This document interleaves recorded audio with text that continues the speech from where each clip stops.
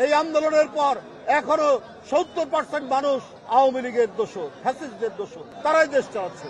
যারা বঞ্চিত হয়েছেন তাদের হয়তো কয়েকজনকে আপনারা প্রমোশন দিয়েছেন, কিন্তু তাদেরকে কোনো গুরুত্বপূর্ণ পদে দেননি। অধিকাংশ সচিব, অধিকাংশ প্রশাসনিক ব্যক্তিরা হলেন সেই ফ্যাসিস্টদের দোষর, তাদেরকে দিয়েই তো দেশ চালাচ্ছে। তাহলে আপনার জিনিসপত্রের দাম কমবে কি করে? কি করে আইন শৃঙ্খলা আপনি নিয়ন্ত্রণ করবেন?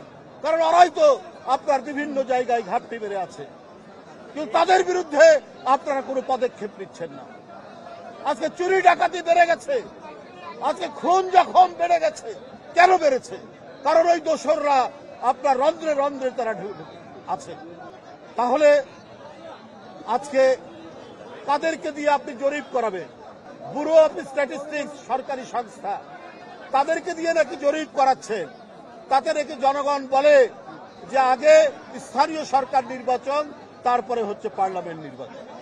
আপনি যদি সরকারি সংস্থাকে দিয়ে করেন, ওরা তো সরকারের মুখ চেয়েই কথা বলবে, কিন্তু আপনি আপামর জনসাধারণের সাথে কথা বলেন, তারা কি চায় দেখেন। যে জিনিসটি আজকে 16 বছর, দেড় যুগ বন্ধ, আজকে জনগণরা ভোট দিতে পারে না। আজকে জনগণরা ভোট দিয়ে তাদের নিজের মতো সরকার গঠন করতে পারে না। সেইটাকে বাদ দিয়ে আপনারা ব্যুরো অফ স্ট্যাটিস্টিক্স দিয়ে আপনারা জরিপ করাচ্ছেন যে আগে স্থানীয় সরকার নির্বাচন, তারপর পার্লামেন্ট নির্বাচন। এগুলো মানুষের কাছে নানা প্রশ্ন দেখা দিচ্ছে।